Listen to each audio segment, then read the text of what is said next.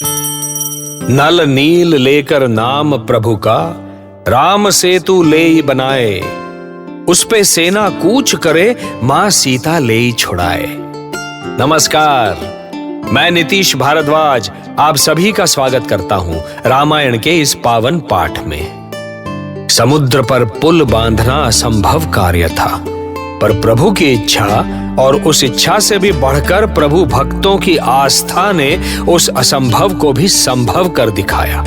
विशाल सागर पर सेतु का निर्माण कार्य आरंभ हुआ। नल नील वानरों द्वारा लाए पत्थरों को काट छाट कर ऐसा आकार देने लगे जिससे वो पानी में डूबते ही नहीं थे। सेतु निर्माण का कार्य इतनी गति से हुआ कि कुछ ही समय में पत्थर और चट्टानें कम पड़ने लगे।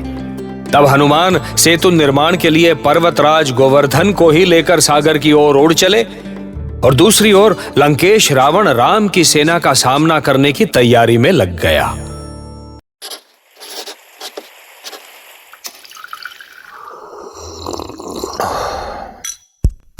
Fever stories. महाराज रावण, जिस युद्ध की हम तैयारी कर रहे हैं, क्या वो नीति संगत है? क्या इस युद्ध में लंका का कोई भला होने वाला है? क्या ये युद्ध किसी धर्म की रक्षा के लिए हो रहा है? बंद करो ये प्रलाप। ये प्रलाप नहीं है राजन।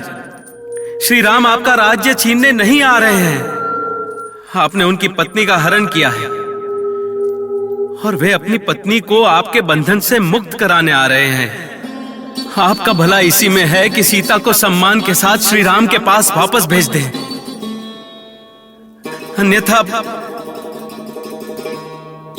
अन्यथा आपकी पराजय सुनिश्चित है लंकेश। विभीषण ने कितना ही प्रयास किया कि वो सीता को लौटाकर श्री राम से क्षमा मांग ले, पर विनाश की इस घड़ी में रावण की बुद्धि उसका साथ ही नहीं दे रही थी। और तब विभीषण के पास श्री राम की शरण में जाने के अलावा और कोई रास्ता नहीं बचा। प्रभु, लंकापति रावण के सहोदर भ्राता विभीषण आपकी शरण में आए हैं। ये क्या कह रहे हैं वानरराज? अवश्य ही रावण हमारे साथ कोई छल कर रहा है। नीति के अनुसार हमें उनसे अवश्य मिलना चाहिए वानरराज सुग्रीव। ये रावण का भाई है, हम इस पर विश्वास कैसे कर सकते हैं? शत्रु यदि शरण में आए तो उसे अवश्य अपनाना चाहिए लक्ष्मण। वानरराज सुग्रीव, हम उनसे अवश्य मिलना चाहेंगे। जो आज्ञा प्रभु। उन्हें अंदर भेजो। प्रभु श्री राम की जय हो। मैं विश्रवा पुत्र लंकेश रावण का अनुज विभीषण आपकी शरण में आया हूं। आप मेरा उद्धार करें नाथ। ब्रह्मा से वरदान पाकर लंकेश रावण स्वयं को सर्वशक्तिमान समझने लगे हैं। उन्हें भ्रम हो गया है कि वो अमर्त्य हैं। उनका पुत्र मेघनाद भी उनके समान ही अभिमानी हो गया है। वो इंद्र को परास्त कर इंद्रजीत बन बैठा है। प्रभु, मेरी भावनाएं समझने वाला कोई नहीं है वहां, इसलिए आप मुझे शरण दे प्रभु श्री राम। आपकी सेवा में मेरा जीवन धन्य हो जाएगा प्रभु। विश्रवा पुत्र विभीषण, मैं आज दशरथ नंदन राम 10 दिशाओं, इस विशाल समुद्र और समस्त ग्रह नक्षत्रों को साक्षी मानकर प्रतिज्ञा करता हूं कि मैं रावण का वध करके तुम्हें लंका का राजा बनाऊंगा। तुम ही भविष्य के रक्षेंद्र होगे। ये मेरी अटल प्रतिज्ञा है। श्री राम की जय। धन्य है आप श्री राम प्रभु, धन्य है आप। यदि आपने ऐसी प्रतिज्ञा ले ही ली है तो आज मैं परमपिता ब्रह्मा का वंशज, पुलत्स्य पौत्र, विश्रवा पुत्र विभीषण आपके चरणों की शपथ लेकर प्रतिज्ञा करता हूं कि लंकेश का अंत करने में मैं पूरे तन और मन से आपकी सहायता करूंगा। श्री राम के दर्शन पाकर विभीषण धन्य हो गए। उन्होंने अपना सर्वस्व श्री राम के चरणों में अर्पित कर दिया। यह सेतु निर्माण का कार्य पूर्ण हो चुका था। अब प्रतीक्षा थी तो सेतु पार करने की।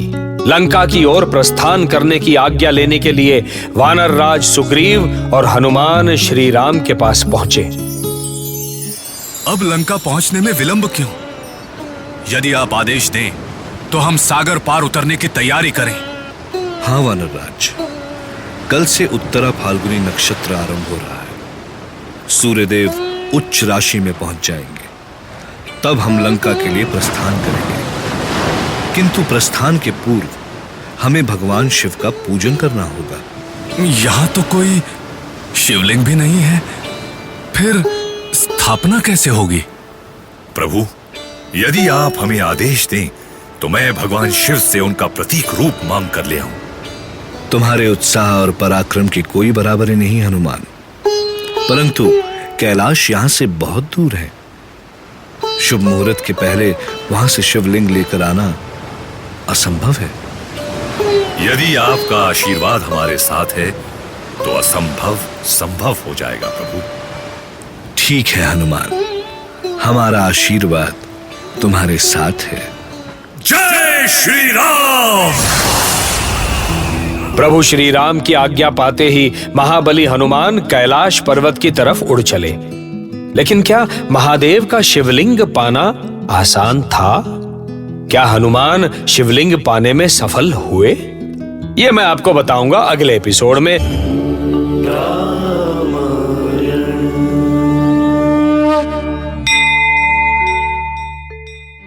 ऐसी और कहानियां सुनने के लिए सब्सक्राइब करिए फीवर स्टोरीज, कहानियां ऐसी जो दिखाई दें।